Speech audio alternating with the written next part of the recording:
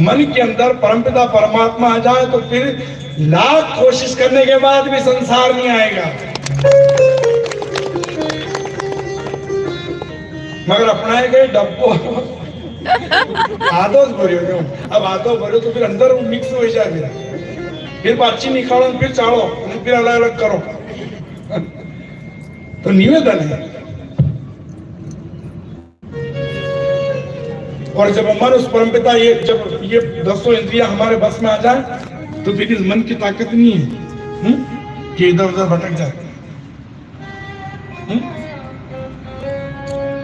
ये मन उस परमपिता परमात्मा में लगाओ, उस विराट पुरुष के दर्शन करो।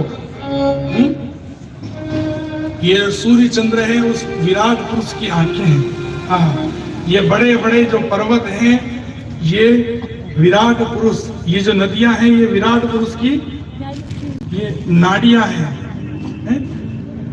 और जितने भी ये वृक्ष है ना ये सब उस विराट पुरुष के रुएं हैं। ये ऐसा ध्यान करो। जैसे ये बात कही तो श्री राजा परीक्षित कहते हैं कि विराट पुरुष है को, तब जाकर के श्री सुखदेव जी महाराज राजा परीक्षित को सृष्टि वर्णन श्रवण करवाते हैं। 25 तत्वों का स्वर्ण कारंड समुद्र के अंदर विराजमान है।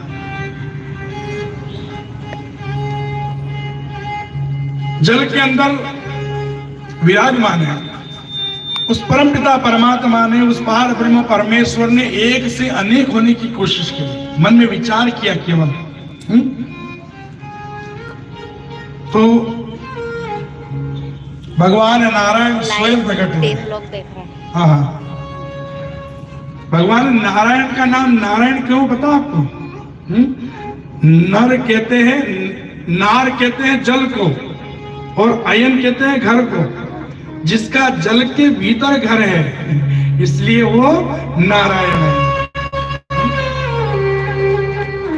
भगवान नारायण के नाभि कमल से ब्रह्मा जी प्रकट हुए। नाभि कमल से कमल प्रकट हुआ और कमल के ऊपर ब्रह्मा जी प्रकट हुए। ब्रह्मा जी ने विचार किया कि आखिर में मैं आया कहां से? विचार आए कि नहीं? मान लो इस पूरे संसार में कोई नहीं हो और अकेले केवल हम हो, और यहाँ सतनाड़ा पर बिल्कुल दोबारा कोई नहीं दिखे यहाँ से वहां तक। विचार आए कि नहीं कि कहां से आया, कहां से आया, कहां से आया? तो ब्रह्मा जी भी विचार कर रहे हैं कि मैं कहां से आया। तो जिस कमल के ऊपर बैठे थे उस कमल की नाल में अंदर घुसे तो 10,000 वर्ष तक ऊपर से नीचे जाने लगे मगर नहीं मिल पाया कोई। ब्रह्मा जी ने पुनः कमल के ऊपर विराजमान हुए तो उनको एक आवाज आई। कैसी?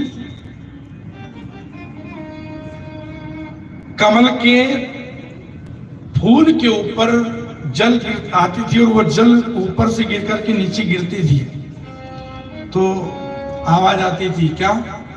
तब तब तब ये आती है और गई।